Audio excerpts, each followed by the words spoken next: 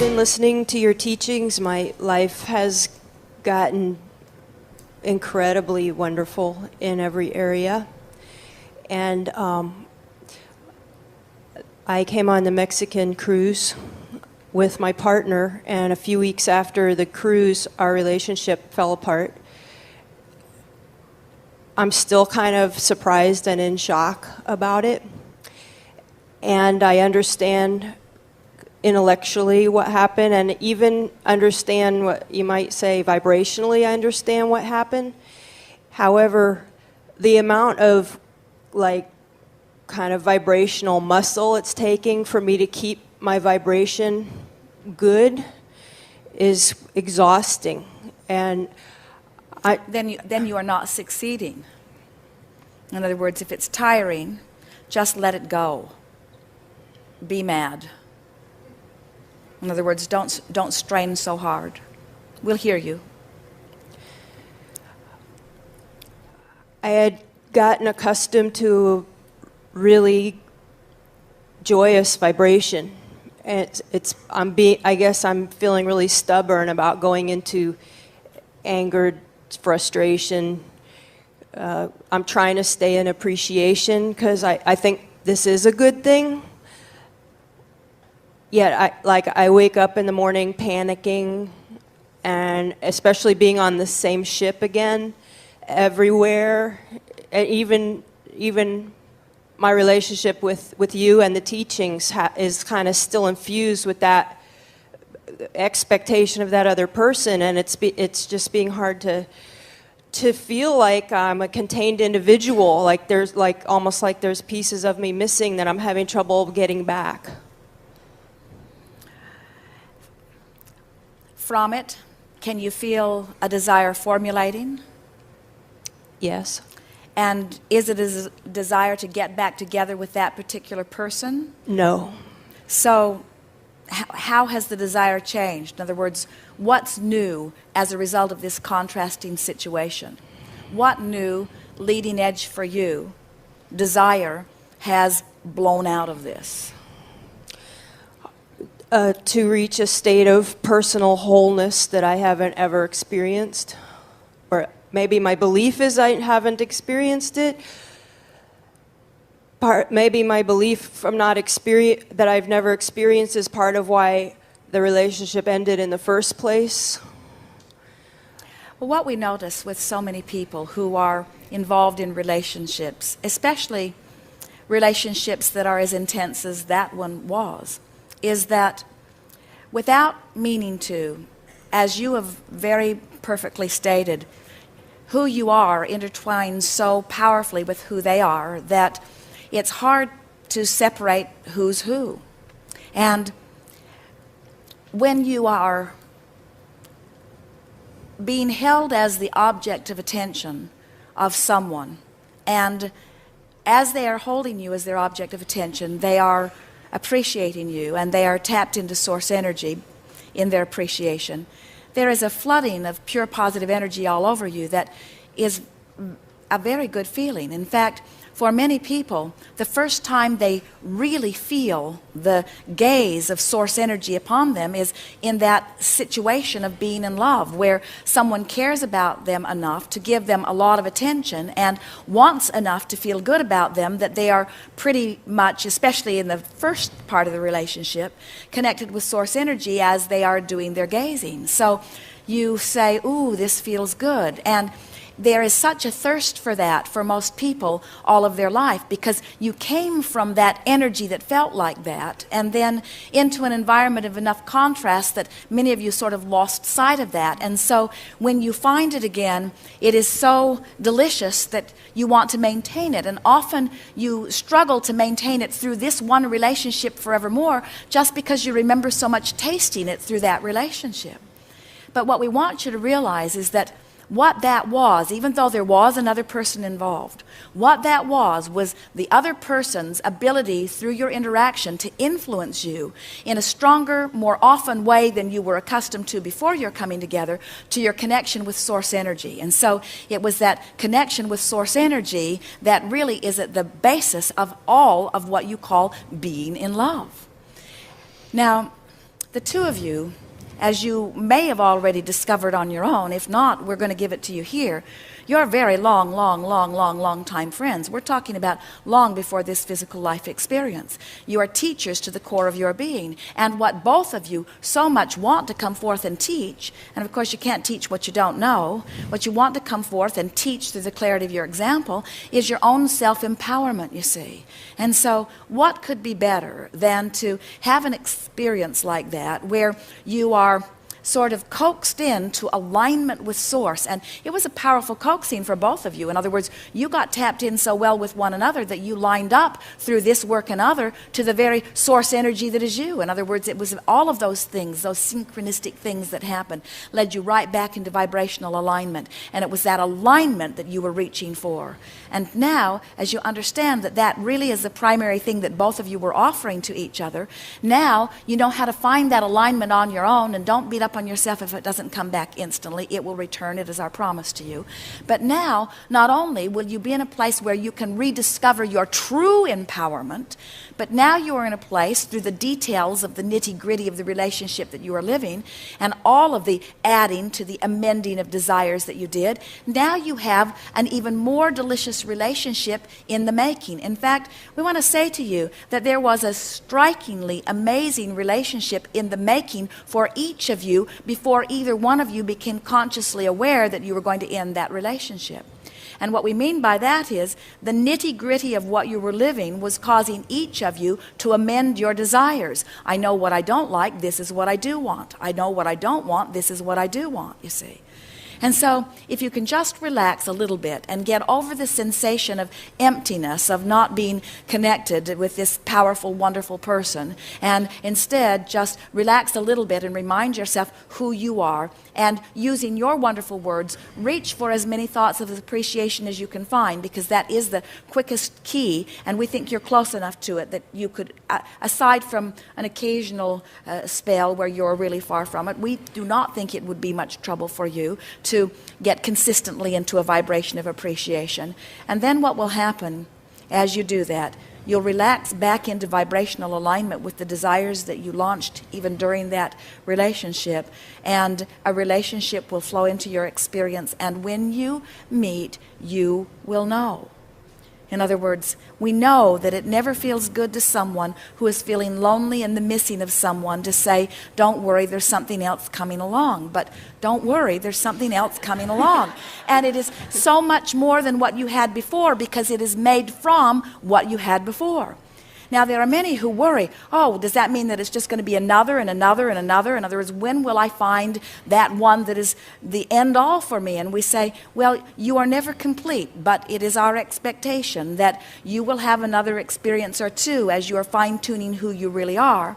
And we want so much for all of you who are reaching for relationships to never stand in your now with the vibrational offering, which is all that you have to offer in your powerful now, and say, universe, bring to me now that which will satisfy me forever and ever and ever and ever. You must allow yourself the leeway to change.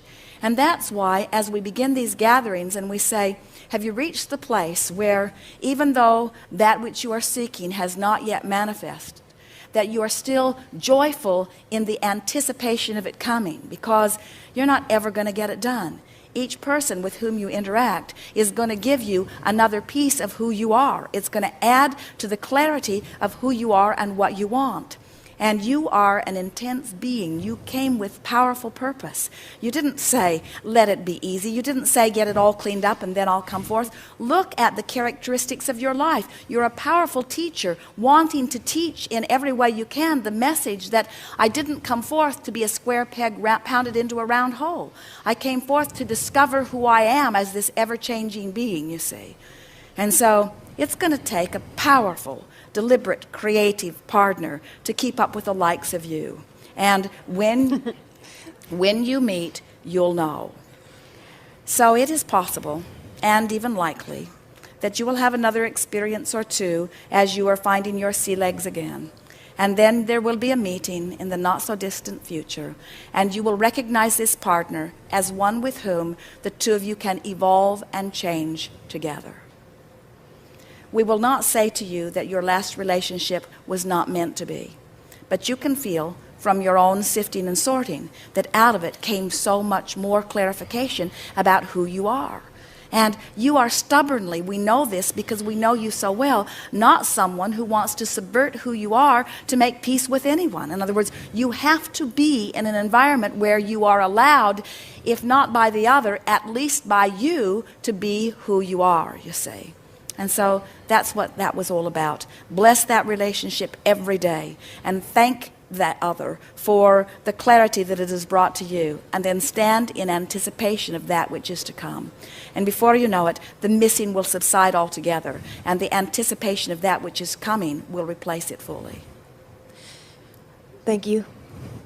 Yes, indeed.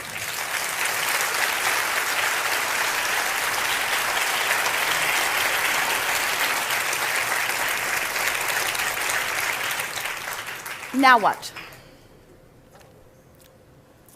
Stand if you think it's you. Yes, come forward if you will. On the aisle here, yes.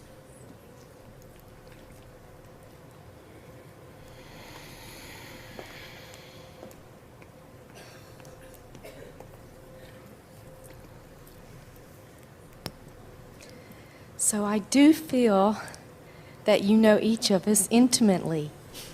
And Don't worry, we won't embarrass you. and I've always felt like Jesus was my best friend, and that every time I talked to him, he was there answering all my questions. And now it's you. The minute I say Abraham, you say what? And I know What? and you answer everything. I feel like you've become my personal coach, that you're riding right by my side, just like Jesus. So, I did have the overlay of the Christian religion deeply in me, and as far as I can tell, it's the same energy.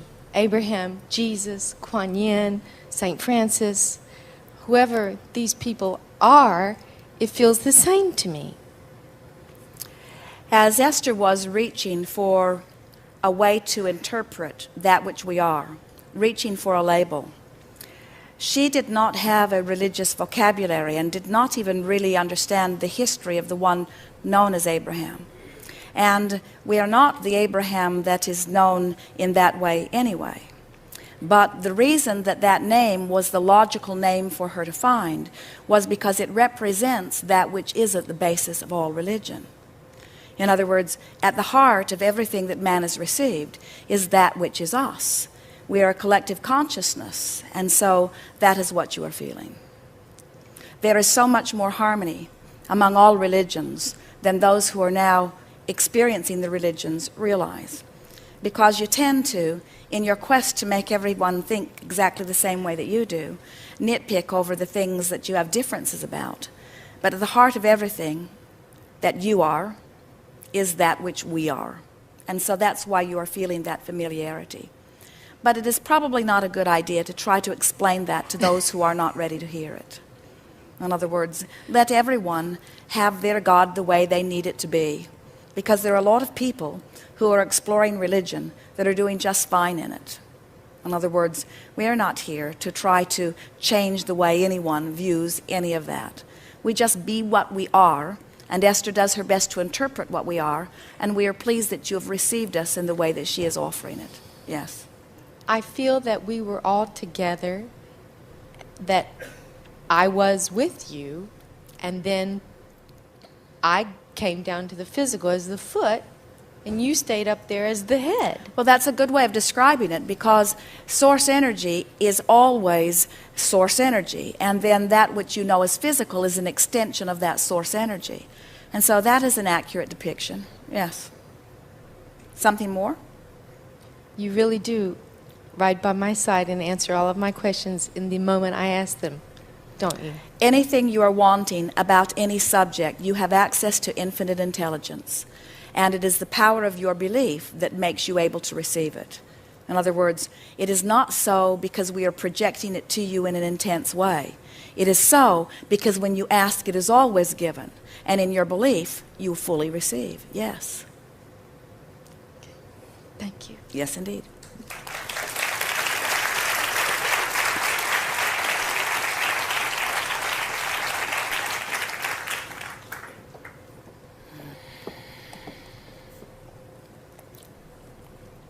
hi. Isn't this fun? So I was sitting there thinking, I've been schlepping around in the rain all day, and wouldn't it just be the worst if I got called on today? So... And then you immediately raised your hand. Absolutely. And all is well.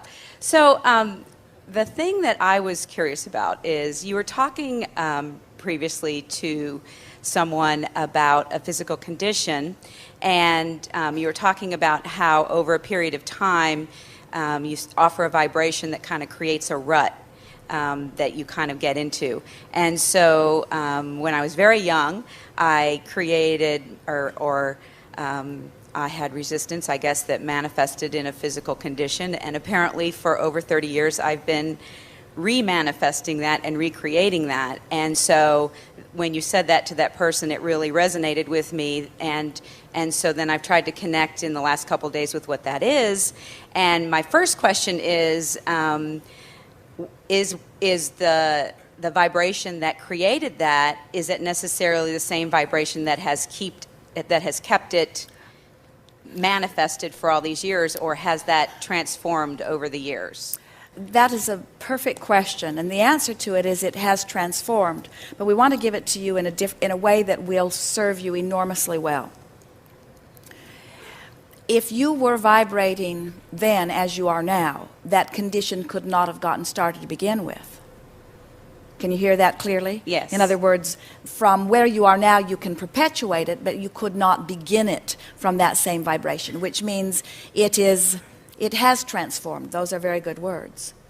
We've touched on this briefly before, but the thing that we really want you to hear is that when you are offering a vibration, we talked earlier about having these unknown to you thoughts, or you know that you're thinking the thoughts and you're aware that the thoughts don't necessarily feel all that good, but it's just the way everybody thinks, it's just the normal way that life is, and so you go ahead and offer the thought. And then you manifest something that is not wanted as a result of that steady offering of thought.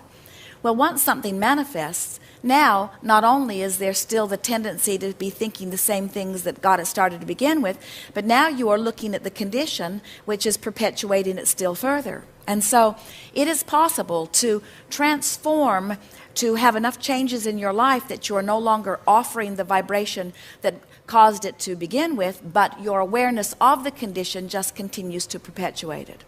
We are not really big proponents or little proponents at all of going back and trying to get to the bottom of everything. We are much more encouragers of standing right where you are and establishing the route from where you are to where you want to be, and utilizing the guidance that is within you to let you know what thoughts you might now be thinking that are causing you to maintain a condition that you are no longer wanting to maintain. Your emotions will point right at it every single time.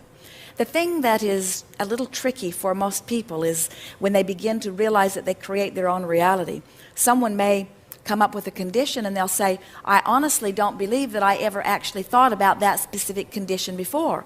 I didn't even know anybody who had it, or I didn't even know the name of it. And we say, but you had to be vibrating somewhere in the vibrational vicinity of it. And always through the crack of least resistance, there was some impression within you that made that the logical way that it manifested. And of course, as you heard us say earlier, the manifestation is always a vibrational match or a vibrational equivalent to whatever emotion that you were feeling. So you want to go further with that I would. to bridge from it? And I what I love about this condition is it's the perfect metaphor. It's a literal tug of war, and I really connect with the vibrational tug of war that created it.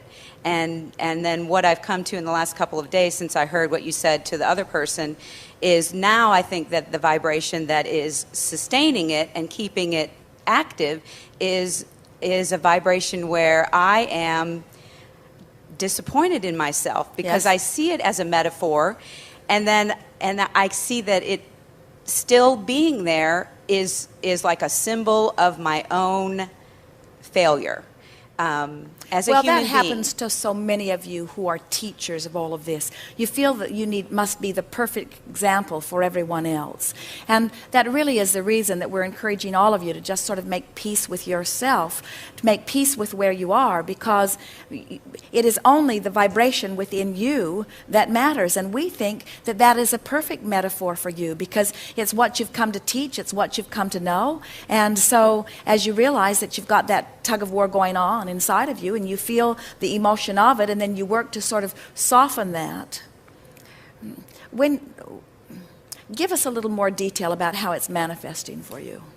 Well, it's a it's a condition called scoliosis, and literally it's just the spine is just twisted and turned, and there's 2 points of it right now that just tug against each other. So instead of being straight, it pulls this way and it pulls this way and it pulls against each other. So I mean, I really get what it is, and that part of it doesn't bother me. And as a matter of fact, in so many ways, as a physical condition, I've totally transcended it, because it prevents me from doing nothing, and people with the severity that I have are in wheelchairs. And so it's not the physical condition, it's what it represents that bothers me. Well, let's get to the heart of that for just a moment, because we don't want to go back and sift through the things that you've been thinking or living through your life to try to sort this out. When we say get to the bottom of it, we really mean that it is the perfect metaphor for wanting something that for whatever reason you're not yet a vibrational match to. In other words, it really is as simple as that. So let's talk about the condition itself for just a moment. All is well with you? When we come back from segment of refreshment, we'll begin with you, because we want to help you to see that when you have a vibration of desire and a vibration of belief that are not in vibrational alignment with one another, that the physical response at first is just a physical discomfort of an emotion. In other words, it always starts there. But if you've not been trained to pay attention to the emotion that you're feeling, so you don't do anything about choosing a vibration that causes a release of that resistance, then what happens is the emotion gets stronger into what you would call sensation. And if you still don't do anything about releasing the resistance, then it just gets stronger until at some point you've got to do something about releasing the resistance. And we want to show you that it's not about anything other than consciously acknowledging that I can choose a thought that feels better. In other words, if once you understand that you don't have to get to the heart of it, you just have to find a vibration that allows the energy to flow, and that the emotions that you feel are your indication of whether the energy is being allowed to flow or whether it isn't, then in a matter of days, hours, weeks, months at the most, it wouldn't matter what dramatic illness was in someone's body. As you release that resistance, it has to subside. It just must, because well-being is the true nature of your being. Good time for a segment of refreshment. We'll begin with you when we return. Yes. We are complete.